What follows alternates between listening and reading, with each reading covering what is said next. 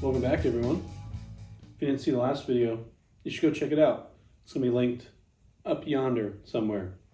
So in the last video, we made a ton of progress. We actually managed to get our LS3 intake on and fitting in its correct location, which was quite a bit of work. We had to chop off the back of the intake, but anyway, go check the video out. So we're kind of getting closer and closer to the wiring stage of this project, which I've finally decided on what I'm going to do for that. So we are going to go with a Haltech Rebel LS standalone ECU. It comes with its own wiring harness for the engine itself. And then this company in Australia called AGT makes a translator box for the CAN bus system of the BRZ. So basically the interior plugs the BRZ, plug into the translator. The other side of the translator plugs into the Haltech, and boom, we have all of our factory functions and incredible LS engine control from Haltech. I've made that decision. That's what we're going with. It's not the cheapest, it's not the most expensive, but I think it's the best option. So stay tuned for that in coming episodes. I'm going to get that ordered here very shortly. But in today's episode, we're going to try and clean things up a little bit even further. So if you do remember when we were clearancing the transmission tunnel, I may or may not have hammered the tunnel too far right by the throttle pedal. So the throttle pedal actually hits the tunnel now, which is a no-go. So we're going to have to hammer that back out a slight little bit. We're also going to try and clean up that harness at the back of the engine. Originally, I thought it was going to be okay, and to be honest, it probably is going to be okay, but I like things done a certain way. We're actually going to unwrap that whole harness. We're going to try and tuck it up into the cowl, and we're going to see how that works. Also in this episode, we're going to try and tackle the heater hoses. So this is the whole reason why we clearance the intake and we chop the back off of it. Is to basically get these tight 90 heater hoses onto the BRZ heater hoses. So we have about 1.5 inches of room there right now. These are a little bit longer than that. So we're gonna have to cut them down a little bit further, actually cut these hoses down, and hopefully get them on. Also, we have our Sickie brake hose kit. This is gonna be essential for when we get headers. So basically the stock brake line routing from the ABS pump goes right down where we're gonna put some headers. And these allow us to change those hard lines to soft lines and route them wherever we want. So what that means is we're gonna be doing some brake stuff today too. So anyway, enough yapping, enough jibber jabber. Let's get after it. One more thing. I have a tire to test mock-up with. And yes, this is a 315/3018. It is huge.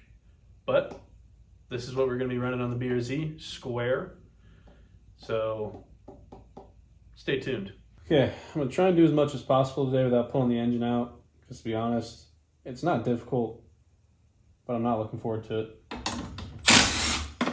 Start by getting our wiper blades off, because we're gonna have to remove this whole cowl.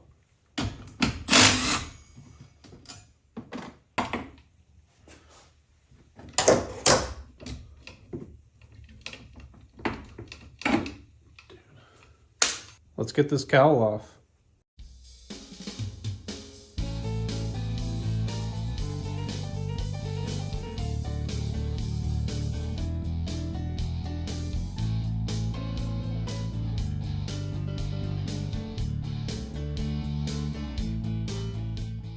Well, minus all of the cowl clips breaking, I'd say that was a success. So with the intake off, you can get a better look at the harness in question. Basically, our plan is going to be unwrap this whole harness, get it out from behind the engine and behind the brake booster, get it up over and into the cowl, along the cowl, then probably out right around here, and then down.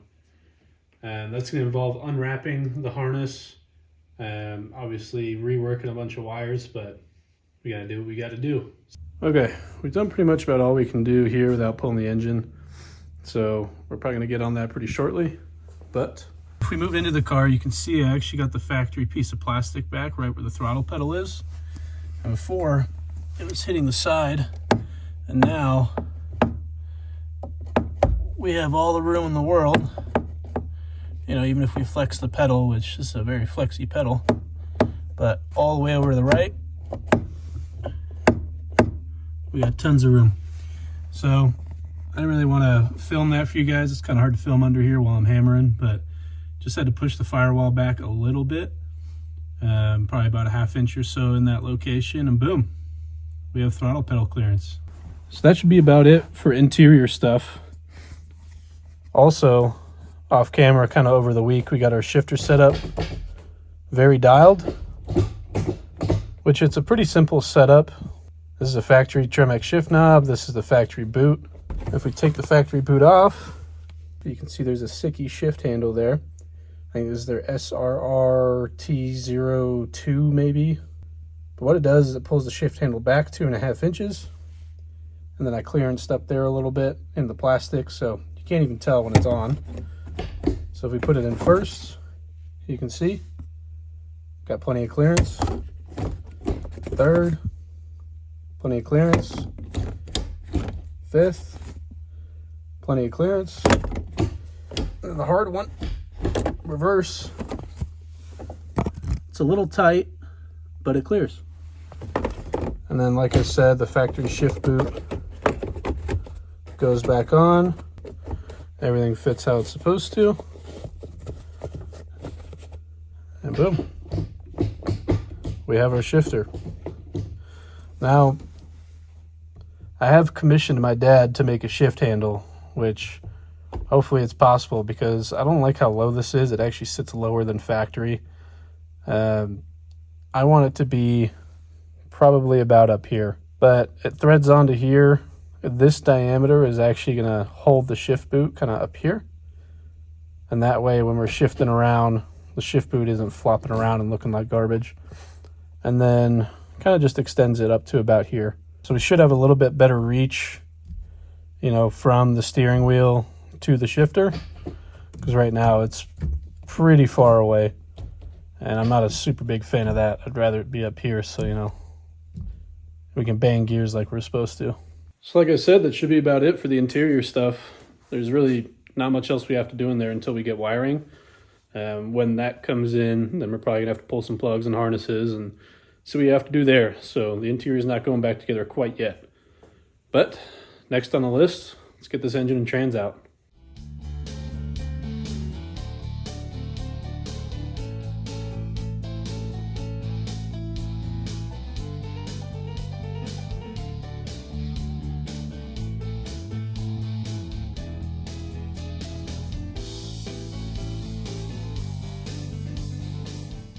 And just like that, we have the engine and trans out. The first time ever pulling it solo. But to be honest, with the plate at the back and the hook on the front, it comes out so easy. So now we get an even better look at our harness.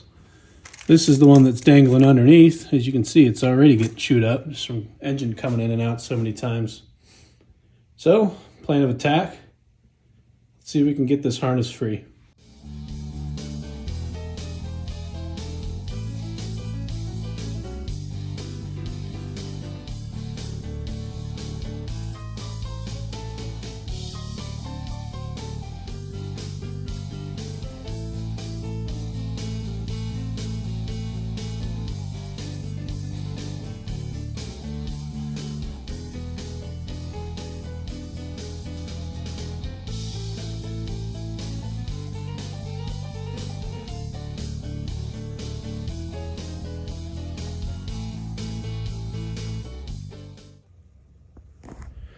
All right, so as you can see, the engine's back in.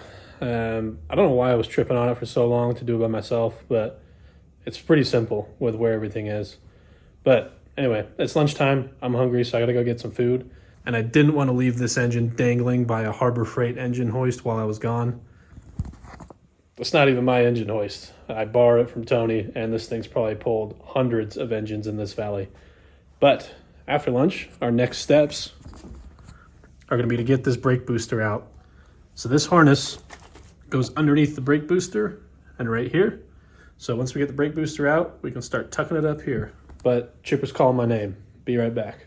All right, first thing first, for the brake booster, I gotta break these lines loose. So lefty loosey. These things have probably never been off. Well, I'm hoping the leakage out of here isn't too bad. Got some rags to hopefully protect some stuff. Okay, those are cracked. We're gonna kind of let them drip out a little bit nice and slow. Hopefully get most of it out of there while we move on to the inside. Okay, here we are under the dash. It's kind of hard to see, but here, these 4 bolts are a brake booster mount.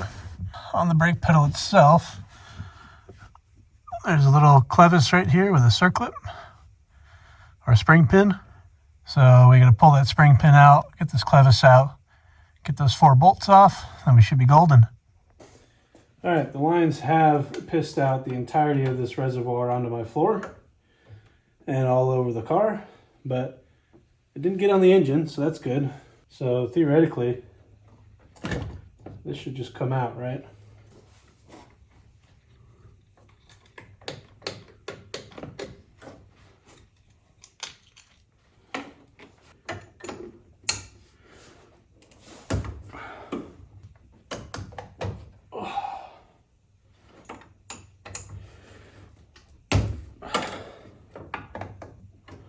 Now we get them both out of the way.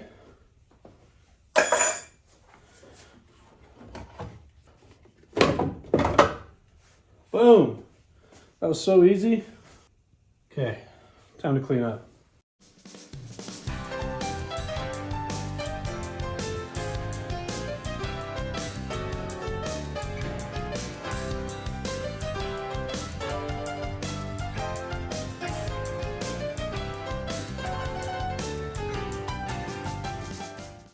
Alrighty, now the brake booster's out of there, you can see that harness running right under where it used to be.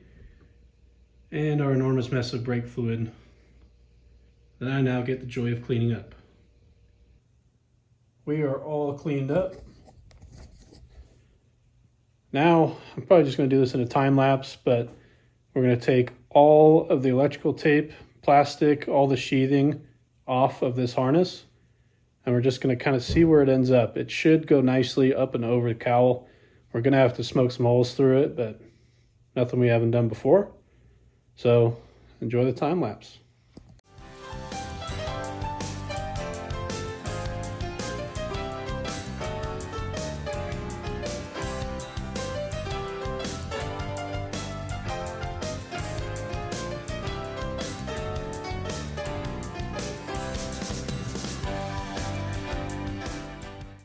All right, so with the cowl out of the way, we can see right here the wiring harness actually tucks up pretty nice into the cowl. So we've made some marks right here where we're gonna have to cut. The harness is gonna have to come down kind of through that area. And same right here, this is where it's gonna have to come out. So we've got our little marks right there and right here. So we're gonna get the angle grinder out, start cutting, make this fit up real nice. We also got the wiper motor that sits right here that we gotta worry about. But once we start cutting, we can kind of see how far we have to go and just keep going from there. So enjoy some Angle Grinder Simulator 2026.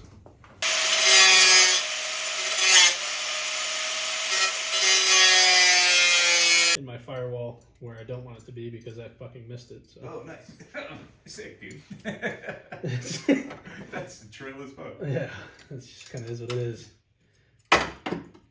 It's never going to be exactly perfect. And I've been trying to get that.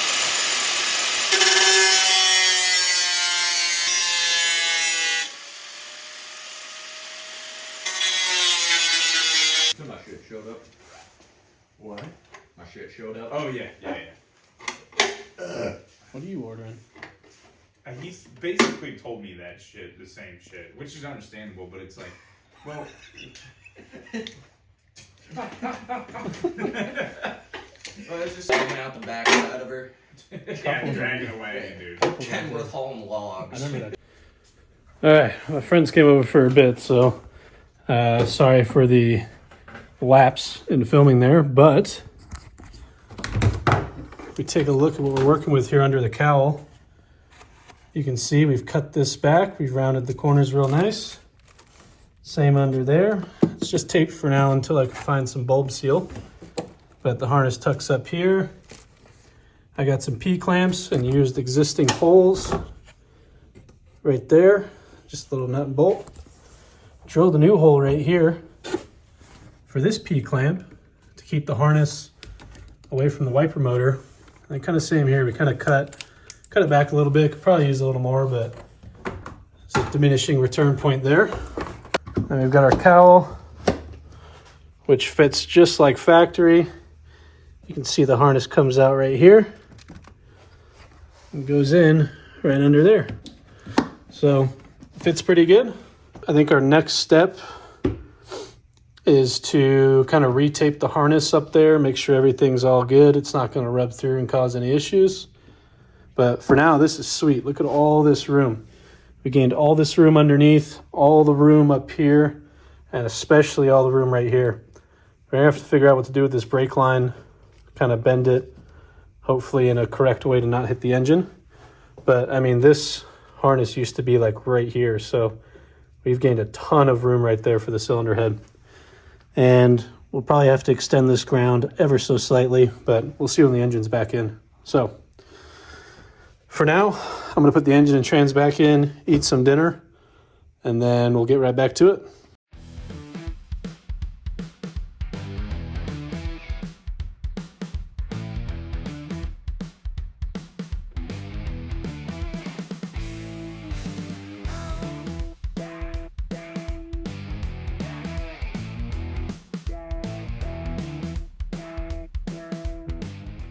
Well, I've got that process down to like 5 minutes now, which is incredible. But you can see our harness and brake line. Like I said, we're probably gonna have to do something with this brake line. I just don't like the way it looks. Kind of looks like shit. And the battery's also gotta sit right here. So, but I mean, we have an extra 3 fingers worth of room all the way around this harness. Harness is tucked up nicely out of the way. And even still, the intake, which we have yet to put back on, we are going to have tons of room for that. So even though that was kind of a pain in the ass, highly, highly recommend it. It just makes so much more room for everything. So it's dinner time. We'll be right back. After a little while of wrapping the harness with electrical tape, here's what we're left with. I think it actually came out pretty good. So we've got it taped here. We've got the plug at the end taped off since this is now going to be exposed to the elements. We have it taped all the way down and across. We have our P-clamps in, one there and one further down. Then it just comes over the cowl like that and plugs right into the wiper motor. There's no interference anywhere and it looks great. So I think now we're going to put the cowl back on and we're going to clean up this firewall finally, because I think we are done fucking with it. All right, it's the next day. Good morning, everyone.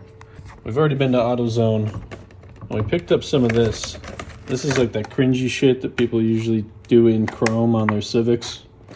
But I got it in black because if you look at it, I think it's going to work great to kind of cover those cuts that we made on the firewall and protect the wiring harness. It's got like a pretty good seal on it, so we're going to give it a go. I'm going to take the cowl off, kind of pull the harness back out a little bit, see if we can get that wrapped around there and make things look nice. So let's get after it, bright and early. All right, that was a bitch to get on, but you can see the weather strip going all the way around right here, protecting the harness. Same on this side. So I think we're finally good to get this cowl on for good.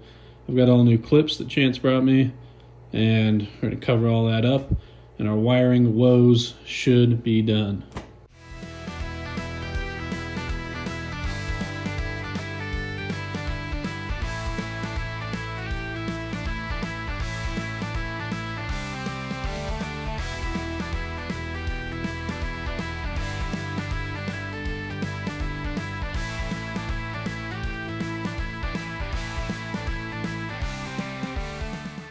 Honestly, I think that looks great. I don't think it could have come out any better than that. It's exactly what I wanted to do. Turned out wicked. Check it out. Fits up just like OEM. Hood closes just fine. All the harnesses are tucked away. Pops out right yonder. Looks great. Anyway, now it's time to move on to our heater core. We've got those sicky 90-degree elbows that we've got to get in. We've got to trim down those heater core lines a little bit. Trim down the lines of the sicky stuff. And hopefully get it to fit behind the intake. Because then once that's done, then I promise we're done with the firewall. Maybe. All right. It's been a long 3 hours. I didn't really film any of it because honestly nothing happened. We got the engine back in. We did a little bit of cleanup to try and get these heater hoses on. But these, I don't know. I don't see a way that these work with this intake. I mean, I've seen people online do it, but I don't know if they have it as far back as I do. But the hoses are cut pretty much as far back as they can be to still get a clamp on there. I mean, you might be able to get like another 1/8 of an inch, but the intake has to go back, I don't know, maybe 1/2 to 3/4 of an inch to fit. So we're gonna have to kind of go back to the drawing board with this one, which sucks because those heater hoses were like $70, which is crazy. But anyway, I think it's probably best that I call it for this week. Kind of take the dub that we got with the wiring harness and take a little time to think about, what to really do. But anyway, let's clean up and let's wrap this video up. Thanks for watching along in this week's video. It looks the exact same as when we started, funny enough, but we made a lot of progress. Tucking that wiring harness behind the cowl was quite a bit of work. We also got that throttle pedal clearance. And we started on the heater hose lines.